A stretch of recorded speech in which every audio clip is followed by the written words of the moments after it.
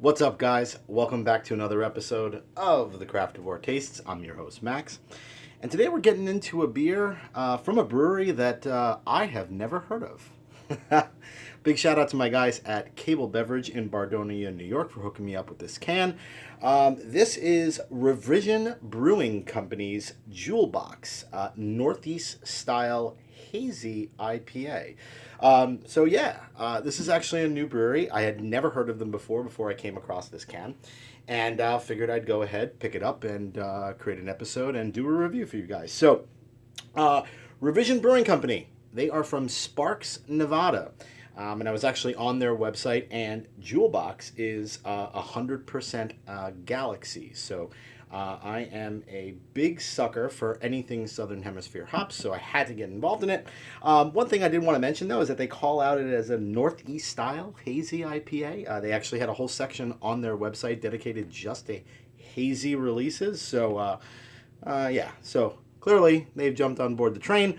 But Northeast style, I always kind of find that to be a little odd, right? Like Northeast style, right here, obviously in the Northeast, we know them as New England style IPAs, right? And I always find that kind of breweries that are kind of jumping on that style that aren't based here in either the Northeast or New England tend to call them the Northeast. I don't know. It's interchangeable, but whatever. Obviously some of the best New England style IPAs are actually coming out of breweries that are not in New England or the Northeast, right? So if you've had any of those monkish beers, they're absolutely insane. So as I mentioned again, brewed with 100% Galaxy. This beer is coming in at a 6% ABV, so relatively right in that wheelhouse. Easy drinker. Let's go ahead, pop a top on it, get a look at the appearance, then we'll do the aroma, and obviously we'll do the taste, and then we'll get into a rating. All right, so let's go ahead. Get a nice little aggressive pour going out here. Already it is pouring out super, super, super hazy and totally turbid. Look at this guy. We'll stick him right there. All right, so let's take a look exactly how this beer looks. Wow. All right, so that is straight up pineapple juice and OJ. Full on haze right there. Total turbidity. It's got a little bit of lighterness to it. Obviously if you have any beers from like say a Trillium, it's that really, really kind of deep turbidity and deep murkiness. It's turbid, but I wouldn't necessarily say that it's actually murky, believe it or not. It's even got a little bit of kind of clean notes to it, which is kind of cool. After just obviously pouring that head is dissipating pretty quickly, but a little bit around, if I just kind of swirl a little bit around, let's see if we can get a little bit more head off that. Just a little bit, right? So got yourself just about a half finger, maybe a little finger there. Bubbles are somewhat compact, a little bit rocky, but it actually, so far so good, looks really nice for the style. Pretty cool. So let's go ahead, let's stick our nose in this guy and get ourselves an aroma. Wow. Impressive. Huge big notes of pineapple, guava. Wow, a lot of big citrus notes coming out of this.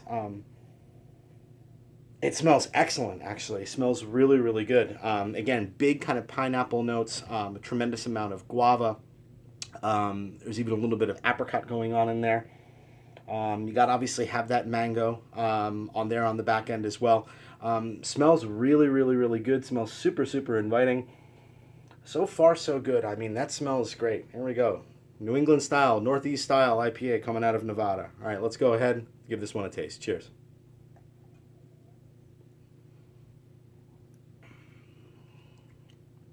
Wow. Oof. Oh, these guys did a really nice job. Wow. All right, so same thing in the taste. Wow, getting a tremendous amount of pineapple. Again, pineapple, mango, tropical fruits, guava.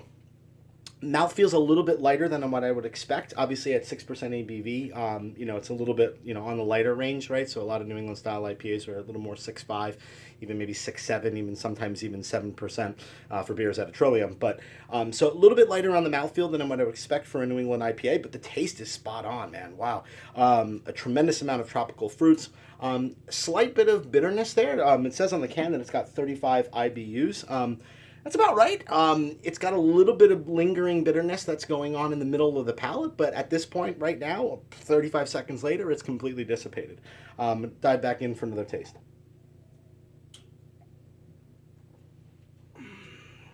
Wow. Yeah, that's really, really well done, man. You're getting a tremendous amount of that dry hopping going on. It's doing all the things that it's supposed to do, right? It's right now just completely engulfing my mouth, kind of going up into the sinuses. Really, really well done. On the back end and the finish there, you're also getting a little bit of dankness there. It's not earthy, just a little bit of kind of like dankness, even with a little bit of grapefruit going on the back end. So when you take that mix of the tropical fruits that kind of explode in terms of the aroma and then follow through on that taste, and then on the back end, you get that little bit of lingering bitterness with a little bit of that grapefruit just to kind of finish it off. Like, it's super well balanced. This is really, really impressive. This is actually one of the best beers I think I might have had straight up out of the gate from a brewery that I've never heard of, and obviously never really gotten the opportunity to ever get distribution. I don't know. I probably should have asked a little bit, are they new? Are they beginning to distribute here in the, New York, New Jersey area? But I saw it and I picked it up and I'm glad I did. So let's go ahead and give it a rating right now. You know, at the end of the day, just straight up for this beer in and of itself, it's a 4.25, no question. If I wanted to get super picky about it, given the fact that I just don't know much about the brewery and it kind of took me a little bit by surprise, I don't maybe particularly know why I didn't have a tremendous amount of expectations. I'd even probably bump it up, man. Like maybe even like a 4.3, 4.35, somewhere along the line. But that's honestly nitpicking. I think we'll just kind of keep it to those, 0.25 increments. So 4.25 from the Craftavore Tastes. Really good. If you come across Revision Brewing Company, Jewel Box, or any of their other hazy IPA releases, grab it. This is pretty impressive. Not too bad, Nevada. All right. So that'll do it for this episode of the Craftavore Tastes. I hope you join me for another episode where I drink, I review, I rate, and then I repeat. Cheers.